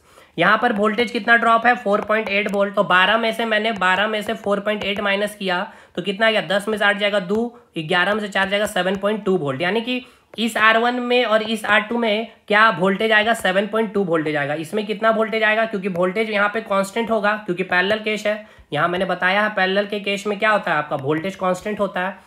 तो अब यहाँ पे हमें क्या निकालना है, I2 का वैल्यू निकालना है। क्या हम I2 नहीं निकाल सकते हैं? यस, हम बिल्कुल आराम से अब I2 निकाल सकते हैं। कैसे? तो देखिए I2 इक्वल टू क्या हो जाएगा, V अपन R2, यानी R का वैल्यू जो यहाँ पे है R2। अब हम I1 भी तो निकाल सकते हैं आराम से, हमसे तो पूछा गया I2, हम लेकिन I1 भी निकाल के दिखा दे रहे, V अपन R1। कितना वोल्टेज यहाँ पे मिल रहा है, मैंने अभी आपको बताया 7.2। R2 कितना है 30 ओम, यहाँ पे भी वोल्टेज कितना आएगा कांस्टेंट 7.2, और यहाँ पे R1 कितना है तो 20 ओम, ठीक है ना, कितना है 20 ओम। अब इसको सॉल्व करेंगे तो कितना आ जाएगा 0, 6 5 30 50, 12 6 72। इसको एक बार और सॉल्व कर देंगे, 2 6 4 2 6 12 और 25, तो 25 इसको जो सॉल्व करेंगे तो क्या 25 दूनी 50 और 25 चौके 100, 0.24 एम्पियर। ये हो गया आपका 0.24 एम्पियर। यानी क्या, यानी ये जो I2 की वैल्यू आ गई, कितना आ गई 0.24 एम्पियर आ गया। यानी क्या कि I इक्वल्स टू क्या होता है, देखिए I इक्वल्स टू मैंने क्या बताया, I1 प्लस I2 बताया ना। I का वैल्यू कितना था 0.6, I1 मुझे नहीं पता, I2 मैंने निकाल लिया कितना 0.24, तो I1 का वैल्यू ऐसे भी तो निकाल सकते हैं हम लोग, 0.6 माइनस 0.24, 10 में से 4 जाएगा 6, 5 में से 2 जाएगा 3, यानी 0.36 एम्पियर किससे फ्लो करेगा, इससे फ्लो करेगा 0.36। अब इसको हम निकाल के भी दिखा दे रहे 0.36, यहाँ पे सॉल्व करिए। अब इसको सॉल्व करिएगा तो क्या आएगा, किससे जाएगा ये भाई, 4 से जाएगा, 4 एकम 4, 3 4 अठे 32, 4 पचे 20 50, उसका 2 नम 18 और 25, तो 25 को सॉल्व करिए, 25 दिया 75, 75 और 90, 75 और 90 कितना हो गया भाई, 75 90 15, 25 छक 150, 0.36 एम्पियर। देखिए 0.36 एम्पियर आया यहाँ पे, और यहाँ पे अभी मैंने आपको निकाल के भी दिखाया 0.36 एम्पियर। ठीक है, समझ में आ गया अब ये पूरा का पूरा डाटा। तो अब आराम से अब समझ में आ गया ना। तो आपसे पूछा क्या है, देखिए क्वेश्चन आपसे क्या पूछा, पहले इसको मिटाइए यहाँ से क्वेश्चन को पूरा। क्वेश्चन आपसे क्या पूछा, I1 या I2 का वैल्यू पूछा है what will be the current flowing through the 30 ohm resistance. तो 30 ओम रेजिस्टेंस ये क्या आपका I2 से कितना था 0.24 एम्पियर, और इससे कितना आया था 0.36, किससे 20 ओम से, तो ये हो गया आपका 0.24 एम्पियर। चलिए समझ में आया कि नहीं ये क्वेश्चन। देखिए बहुत डिटेल में मैंने बेसिक से चीज़ों को समझाया ताकि हर एक स्टूडेंट्स को ये चीज़ समझ में आ पाए, ठीक है ना। अदरवाइज ऊपर निकालने का तो इसका बहुत तरीका निकालने का, लेकिन भाई मज़ा नहीं है ना, वो स्टूडेंट तक वो बात नहीं बन पाएगी जिसको थोड़ा सा भी अगर कहीं भी कंसेप्ट में लैकिंग है। और देखिए ये मैंने आपको दिखलाया है कि वाकई प्रूव करते हुए सीरीज पैरेलल में वोल्टेज का कांस्टेंट होना, करंट का कांस्टेंट होना, क्योंकि ये क्वेश्चन डायरेक्ट हो सकता है आपको ना मिले, कुछ चीज़ें का बदलाव मिलेगा, तो कैसे बनाएंगे उसको अगर चेंज मिल जाएगा तो। यहाँ तक चीज़ें क्वेश्चन क्लियर हो गया। अब आइए अगला क्वेश्चन में, वेरी इंपॉर्टेंट क्वेश्चन, 26वां क्वेश्चन क्या बोला आपसे कि what will be the boiling point of pure water on the Fahrenheit scale. Very important question. शुद्ध जल का क्वथनांक फ़ारेनहाइट स्केल पर क्या होगा। मतलब आपको हर क्वेश्चन लग रहा होगा कि भाई वाकई एग्जाम में कहीं ना कहीं पूछा है या आपने देखा है कोई ना कोई किताब में, क्योंकि हर क्वेश्चन पूछा गया क्वेश्चन है। अब इसको भाई देखिए तरीका है बनाने का, क्योंकि देखिए यहाँ आपसे तो पूछ लिया है कि बॉइलिंग पॉइंट बताइए प्योर वाटर का, तो आप एक तो देखिए चीज़ें कैसे, पहले बताइए कि जो वाटर बॉईल करता है कितने डिग्री सेल्सियस पे, 100 डिग्री सेल्सियस पे, क्या है कहीं डिग्री सेल्सियस नहीं, तो यहाँ दिया गया फ़ारेनहाइट। तो आपको पता होना चाहिए डिग्री सेल्सियस से हम फ़ारेनहाइट में कैसे आते हैं, और हम केल्विन स्केल में, यानी कि ये 3 स्केल है। लेकिन अब एग्जाम में तो जरूरी नहीं है ना प्योर वाटर दे देगा, यहाँ पे डायरेक्ट दे देगा 20 डिग्री सेल्सियस है इसको, इसके और देता है। ये क्वेश्चन एकदम फेवरेट है, यानी स्केलिंग के ऊपर क्वेश्चन बनता है। तो चलिए इसको पूरा हम तोड़ दे रहे हैं, इस स्केल को ही अच्छे से। चलिए तोड़ते हैं। देखिए भाई, टेम्परेचर स्केल चैप्टर ही होता है, हीट में हम आपको पढ़ाए हुए हैं भी हैं और इसको सबको ही पढ़ाते भी हैं।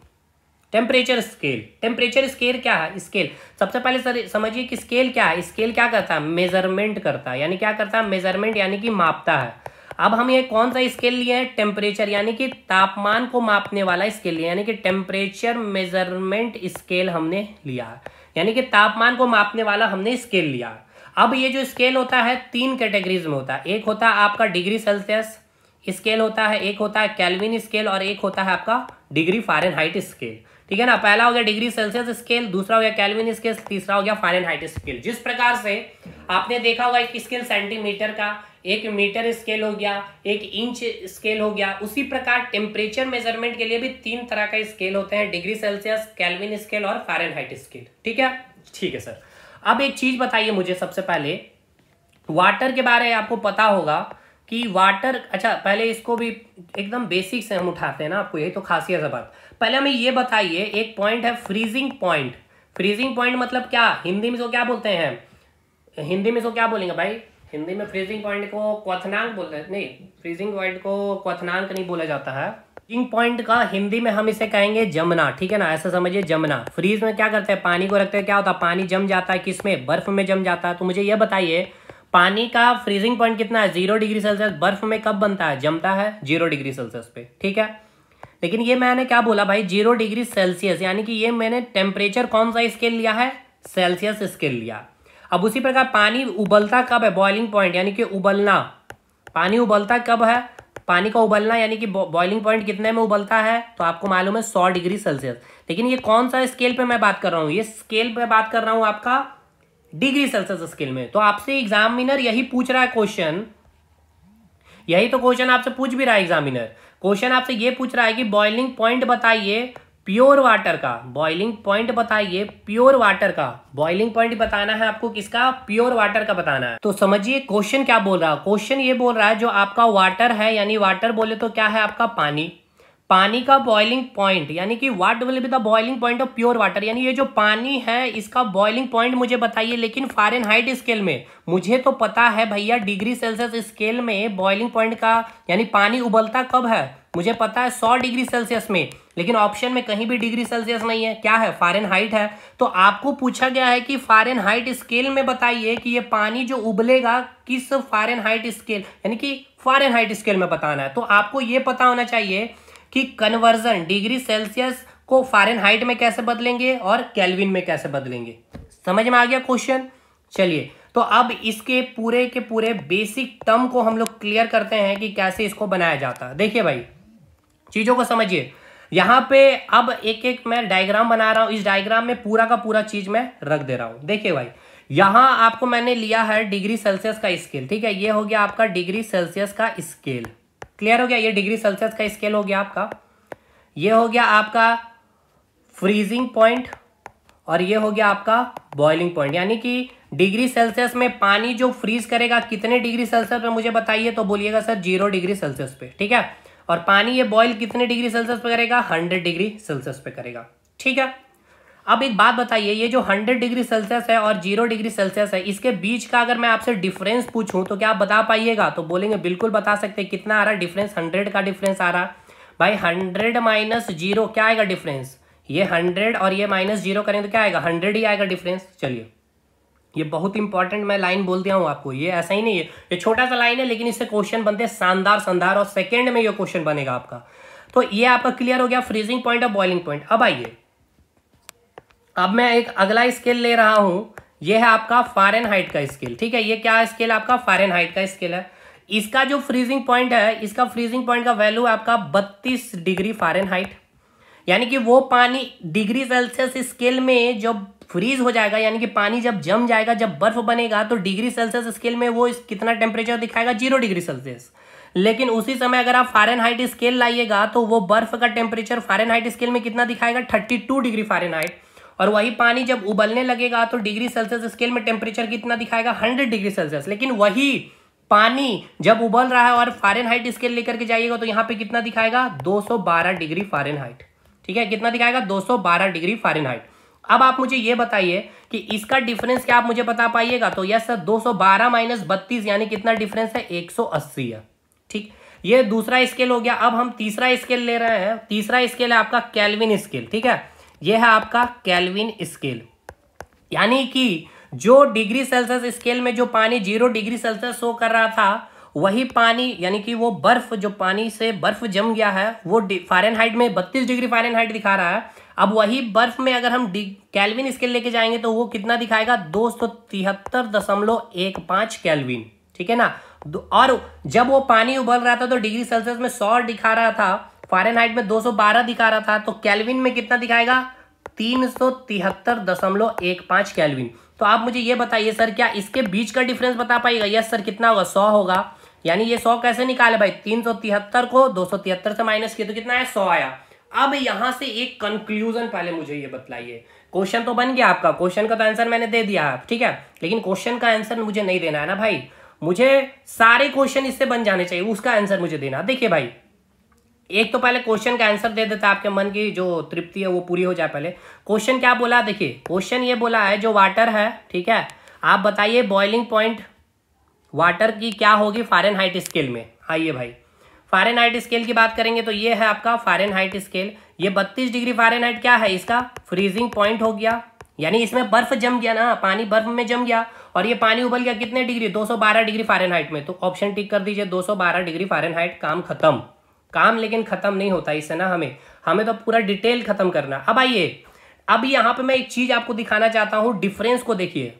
डिग्री सेल्सियस स्केल का डिफरेंस कितना है, 100 है, ठीक है, और केल्विन स्केल का डिफरेंस देखिएगा तो क्या है, 100 है। यानी यहां से एक सबसे इंपॉर्टेंट पॉइंट का कंक्लूजन आपको मैं बतला रहा हूं भाई, एकदम निचोड़ मैं निकाल रहा हूं। मैं आपको ये बता रहा हूं कि सेल्सियस स्केल पर जो डिफरेंस होगा, ये एक लाइन बहुत सारे क्वेश्चन का सॉल्यूशन है, लंबे लंबे क्वेश्चन का सॉल्यूशन है केवल ये कंसेप्ट।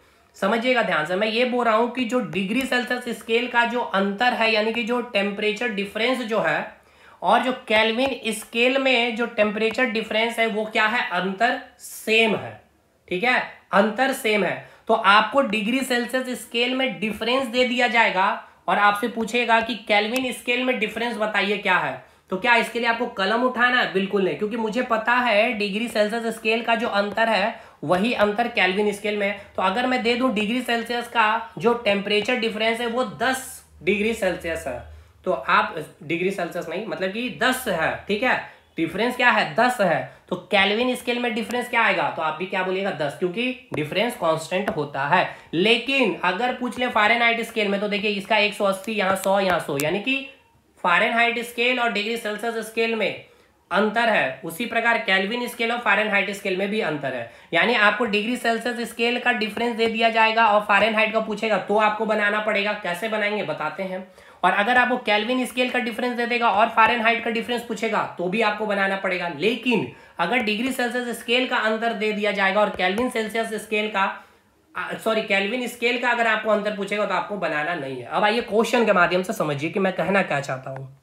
मैं कहना ये चाहता हूं कि डिग्री सेल्सियस, ठीक है ना, डिग्री सेल्सियस स्केल पर जो अंतर है, ठीक है ना, अंतर है, यानी कि इंग्लिश में इसे लिखेंगे डिफरेंस जो है वो कितना है, 20 है, ठीक है ना, कितना 20 है। तो बताइए हमें जो केल्विन स्केल है, ठीक है ना, जो केल्विन स्केल है आपका, जो केल्विन स्केल है, जो केल्विन स्केल है, इस केल्विन स्केल पर जब हम इसको बदलेंगे, यानी कि जो डिग्री सेल्सियस स्केल है उसका अंतर 20 है, तो उसको हम जब केल्विन स्केल में बदल रहे हैं तो उसमें अंतर कितना होगा, डिफरेंस कितना होगा। तो भाई डिग्री सेल्सियस का अंतर और केल्विन स्केल का अंतर क्या होता है, इक्वल होता है। अब मैं आपको प्रूव कर देता हूं कैसे इक्वल होता है। पहले देखिए, अब यहां पर आइए, इसको पहले एक फॉर्मूला है, इस फॉर्मूला को पहले लिखिए। देखिए, अभी फॉर्मूला नहीं बोलेंगे, इसको रिलेशनशिप बोलेंगे। इस रिलेशनशिप को समझिए, relationship between degree Celsius scale, ठीक है ना, डिग्री सेल्सियस, डिग्री फ़ारेनहाइट और केल्विन, इन तीनों के बीच का रिलेशन क्या है इसको समझिएगा।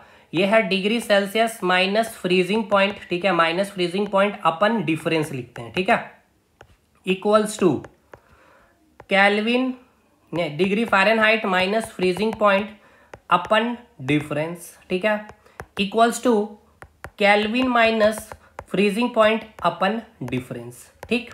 अब आप बोलिए पहले कि ये क्या लिखा आपने सर, देखिए ये क्या मैंने लिखा, इसको समझिए मैंने क्या लिखा है।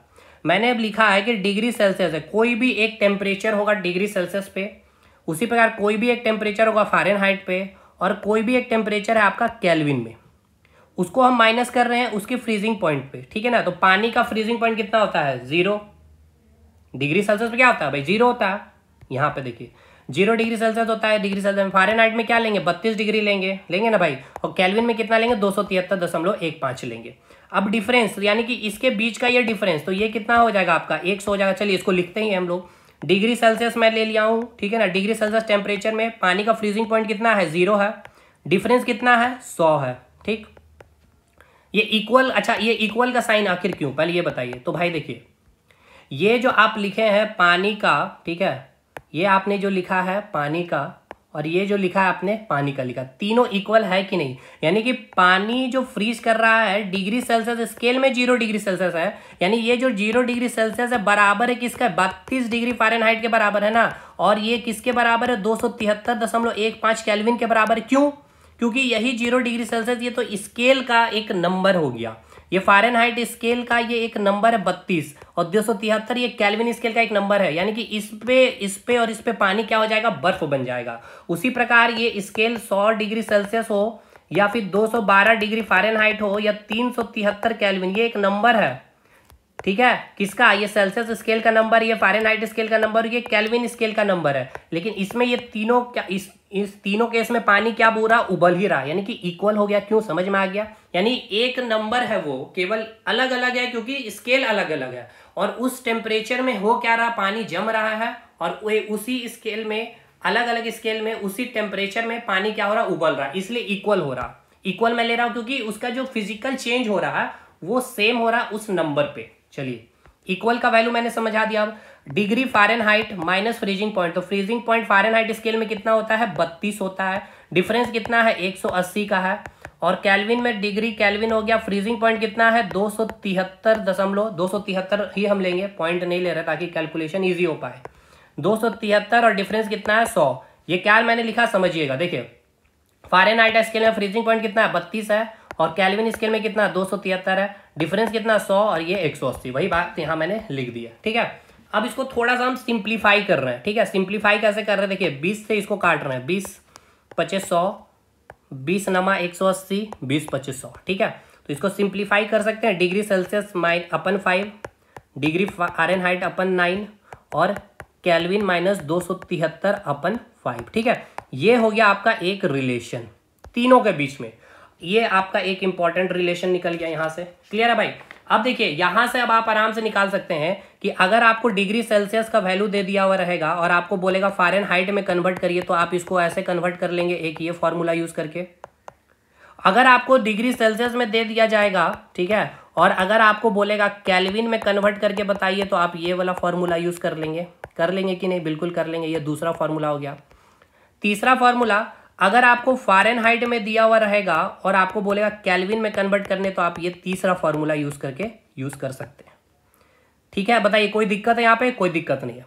अब यहीं पे बस यही चीज है, देखिएगा अब मैं आपको दिखा रहा हूं कि ये जो आपका 0 डिग्री सेल्सियस है ये 32 के बराबर क्यों है, समझिएगा, और ये 273 के बराबर क्यों है ये भी मैं दिखाता हूं। देखिए अभी मुझे पता है वाटर जो है आपका, वाटर का फ्रीजिंग पॉइंट क्या है, डिग्री सेल्सियस स्केल में बताइए क्या है आपका, 0 डिग्री है, ठीक है ना। 0 डिग्री पे पानी फ्रीज कर जाता है। अब मुझे यही बताइए वाटर का फ्रीजिंग पॉइंट ये फ़ारेनहाइट स्केल में बताइए, चलिए ठीक है ना, फ़ारेनहाइट स्केल में, डिग्री फ़ारेनहाइट स्केल में बताइए क्या होगा। ये तो आपको पता है क्या होता है, 32 डिग्री फ़ारेनहाइट होता है, लेकिन ये मैं आपको प्रूव कर रहा हूँ कैसे। देखिए अब मुझे क्या है, 0 ये सेल्सियस में दिया गया है और फ़ारेनहाइट में पूछा गया, यानी कि सेल्सियस और फ़ारेनहाइट ये फॉर्मूला यूज़ करेंगे, तो ये फार्मूला C/5 F/9 यूज़ करेंगे, ठीक है ना। यानी डिग्री सेल्सियस अपन 5 और फ़ारेनहाइट अपन 9, ठीक है। अब ये C का वैल्यू आपको दिया गया कितना, 0 डिग्री, तो 0/5, ठीक है।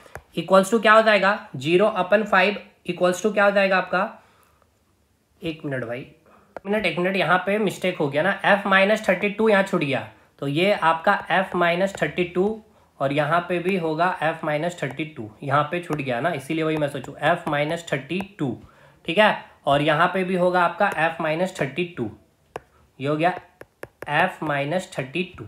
क्लियर है, समझिए। ये देखिए ये जो 30 मैंने छोड़ दिया था, इसीलिए वही मैं सोचूं कि भाई ये कैसे हो सकता है, f-32/9 समझ में आ गया ना। देखिए ये डिग्री सेल्सियस मैंने लिख दिया, डिग्री सेल्सियस, फ्रीजिंग पॉइंट कितना होता है 0 डिग्री होता है, डिग्री फ़ारेनहाइट क्या है यहाँ पे, डिग्री फ़ारेनहाइट फ्रीजिंग पॉइंट कितना है 32, बस वही चीज़ है। अब आइए ये रिलेशन यहाँ पे आ गया f-32/9, अब ये 0/5 f-32/9, ठीक है, ये हो गया भाई।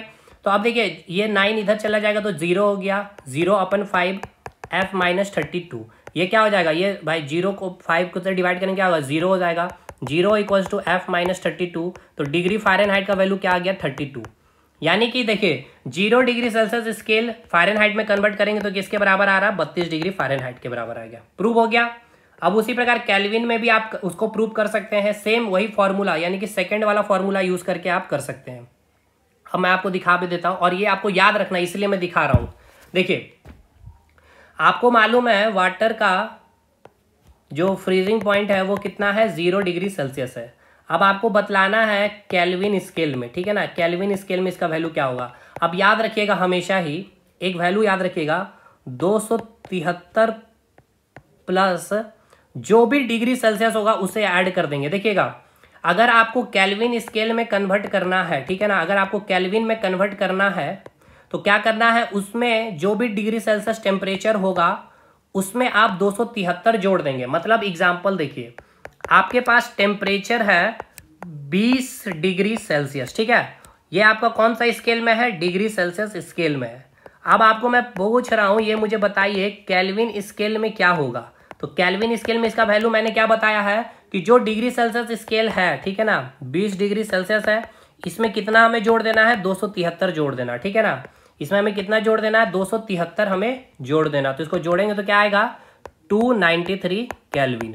समझ में आया। अब ये कैसे हुआ, तो देखिए कुछ नहीं है भाई, यही वाला फॉर्मूला मैंने यूज कर लिया, बस ये वाला फॉर्मूला देखिएगा कैसे, C/5 है ना, उसके बाद क्या है K-273/5। अब ये फॉर्मूला आप यूज ना करें इसलिए मैंने ये ट्रिक आपको बताया और यही ट्रिक सब यूज भी करते। देखिए टी का वैल्यू कितना दिया है 20 डिग्री सेल्सियस, तो इसका डिग्री सेल्सियस में कितना वैल्यू दिया गया है 20/5, केल्विन में कन्वर्ट करना है 273/5, ठीक है, 5 से 5 ये कट जाएगा तो के का वैल्यू अगर आप निकालिएगा तो 273 इधर आ जाएगा, तो 273 + 20 293। तो हमेशा याद रखिएगा केल्विन में अगर हमको निकालना है डिग्री सेल्सियस दिया गया तो उसमें हम 273 जोड़ देंगे, और अगर आपको केल्विन में वैल्यू दे दिया गया है जैसे क्या कि 293 केल्विन, अब आपको निकालना है डिग्री सेल्सियस में, तो क्या करेंगे डिग्री सेल्सियस में निकालने के लिए हम क्या करेंगे 273 माइनस कर देंगे, ठीक है ना, 273 माइनस करेंगे। अब देखिए कैसे डिग्री सेल्सियस स्केल में निकालना है तो हम क्या कर रहे हैं 293 को, ठीक है ना, जितना भी केल्विन है आपका 293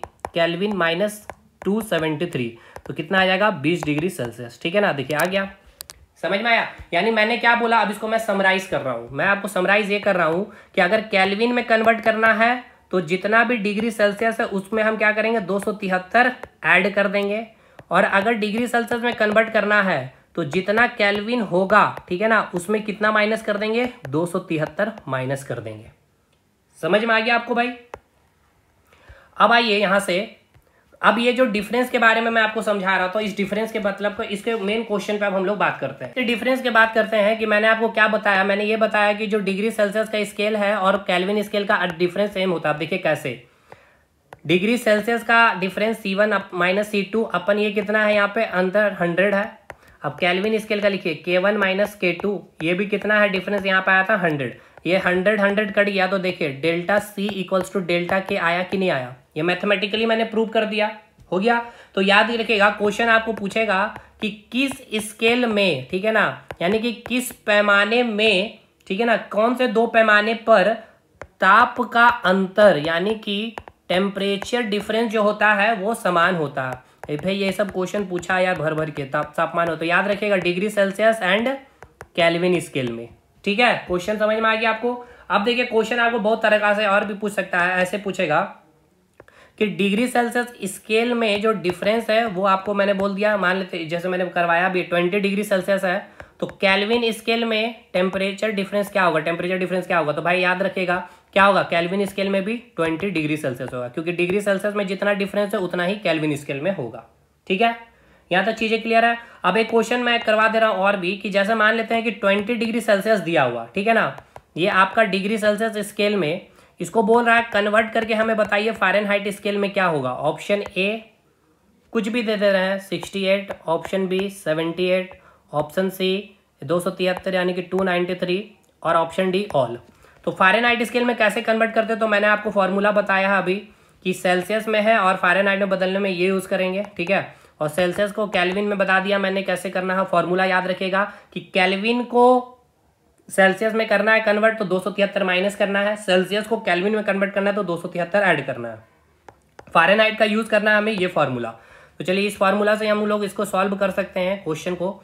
डिग्री सेल्सियस अपन 5 F माइनस 32/9, ठीक है, 20 डिग्री सेल्सियस है 20/5 F माइनस 32/9, ये हो गया 5 चौके 20 और ये 9 चौके कितना हो जाएगा 36, ठीक है ना, 9 चौके कितना हो जाएगा 36 इक्वल्स टू F माइनस 32, तो F का वैल्यू क्या हो जाएगा, ये 32 इधर आ जाएगा जुड़ जाएगा यानी कि 68 फ़ारेनहाइट। तो समझिए 20 डिग्री सेल्सियस जो है आपका एक फ़ारेनहाइट स्केल में किसके बराबर है, 68 डिग्री फ़ारेनहाइट के बराबर है। ये क्वेश्चन का पूरा कंसेप्ट समझ में आ गया। देखिए मैंने स्केलिंग का पूरा कंसेप्ट दे दिया भाई, आपको लग रहा होगा कि इतना डिटेल क्यों भाई, ये सारे डिटेल से क्वेश्चन आपके बनते हैं। ठीक है, ये आपका क्वेश्चन बनता है इसलिए मैंने बता दिया है। अगला क्वेश्चन है गोबर गैस से। देखिए गोबर गैस, ये भी पूरा गोबर गैस का कंसेप्ट ले लीजिए यहां से भी।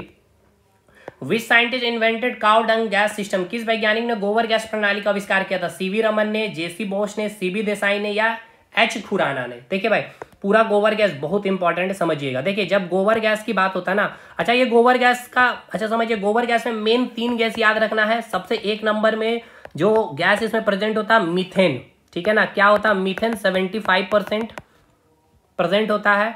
सेकंड नंबर में आपका प्रेजेंट होता है कार्बन डाइऑक्साइड गैस 21% के आसपास, और तीसरा जो मेन गैस हो इसका होता है हाइड्रोजन।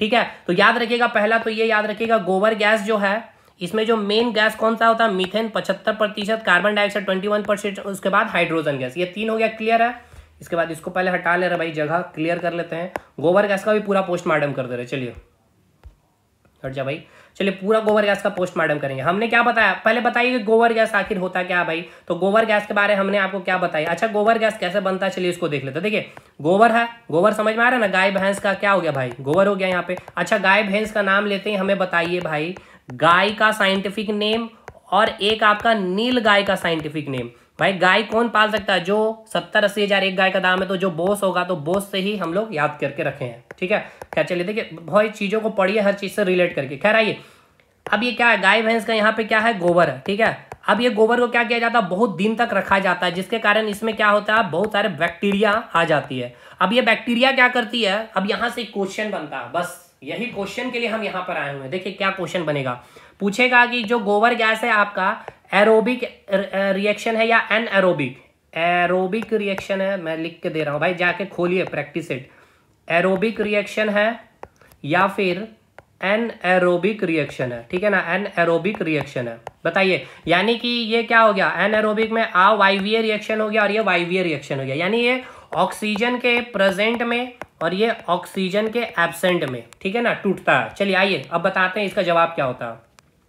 तो इसमें बहुत सारे बैक्टीरिया देखते हैं, गाय भैंस का जो गोबर होता है कई दिन से छूट जाता है, बहुत छोटे छोटे कीड़े मकोड़े यानी बैक्टीरिया आ जाता है। अब ये बैक्टीरिया क्या करता है ना, इसको ब्रेक डाउन करता है और ब्रेक डाउन करके इसको खाद का एक रूप दे देता है, एक अवशिष्ट पदार्थ में कन्वर्ट कर देता है।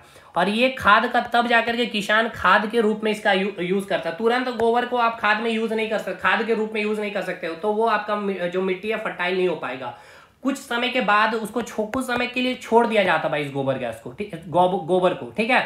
और फिर उसके बाद क्या करेगा, ये बैक्टीरिया जो है इस गोबर को पूरा सड़ा गला देता है, जितनी भी बैक्टीरिया इसमें पनपेगी इसके गोबर गैस को क्या करेगा, ब्रेक डाउन करेगा। और फिर इसको एक हम क्या करेंगे, इस प्रकार से एक कवच बना लेंगे और छोटा सा यहाँ पे ये होल टाइप करेंगे और यहाँ से गैस निकलेगा। और ये गैस कौन सा गैस होता है, मीथेन गैस होता है, CO2 गैस होता है और हाइड्रोजन होता है। ये सबसे ज्यादा 75%, ये 21%। और इसको हम क्या करते हैं, एक जगह कलेक्ट कर लेते हैं इसी को, और इसी को हम लोग बोलते हैं गोबर गैस का नाम देते हैं। ठीक है, और फिर हम इससे खाना वाना जो भी बनाना बना सकते हैं। तो देखिए ये जो ब्रेकडाउन हुआ, ये जो अवशिष्ट पदार्थ है गाय भैंस का जो गोबर है, इसका जो ब्रेकडाउन हुआ क्या ऑक्सीजन के प्रेजेंस में नहीं है, ऑक्सीजन के एब्सेंट में हो रहा। समझ ना भाई, बैक्टीरिया इसको ब्रेक डाउन कर रहा, तो ऑक्सीजन के एब्सेंट में ब्रेक डाउन हो रहा है। तो ये कौन सा रिएक्शन होगा, एनएरोबिक रिएक्शन होगा। ये भी आपका क्वेश्चन पूछा गया।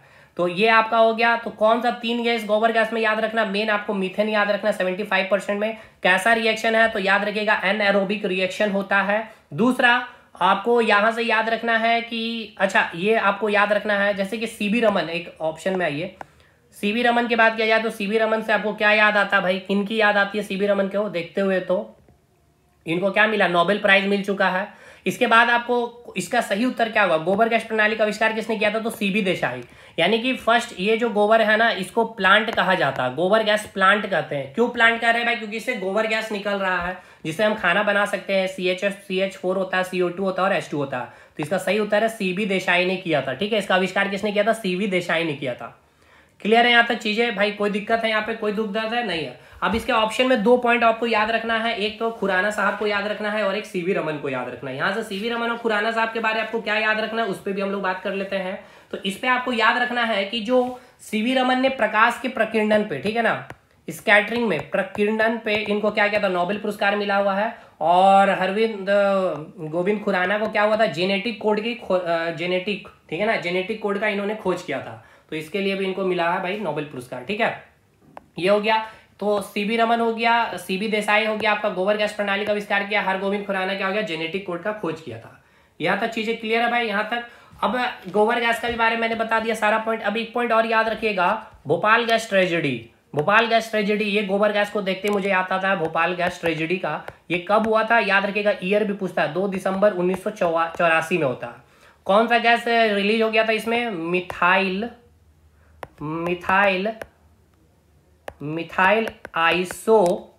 Isocyanate gas. ठीक है, मिथाइल आइसोसाइनाइड गैस C2H5NO। ठीक है, क्या हुआ था, रिलीज हुई थी। ये आपको याद रखना है इतना भाई। चलिए अगला सेशन का अगले डे 6 में कंटिन्यू करेंगे। बाकी यहाँ और भी क्वेश्चन है आपका, पर हम बहुत ये अब पूरा डिटेल इसको समझाने के लिए, कंडक्टर है, इंसुलेटर है, इसमें उसका सेमी कंडक्टर समझाना है। देखिए अर्धचालक, यहीं से क्वेश्चन भी पूछा है। उसके बाद ये मानव शरीर का तापमान है, ये सब क्वेश्चन बहुत फ्रीक्वेंटली पूछता। तो अगले सेशन में करेंगे कंटिन्यू भाई। बहुत लंबा सेशन हो गया, मिलते हैं नेक्स्ट वीडियो में। जो टारगेट रखे अगर उसे आप पूरा करते हैं, कैसा सेशन लगता है अगर आप बताते हैं तो इसे कंटिन्यू किया जाएगा। मिलते हैं नेक्स्ट वीडियो में, तब तक के लिए धन्यवाद।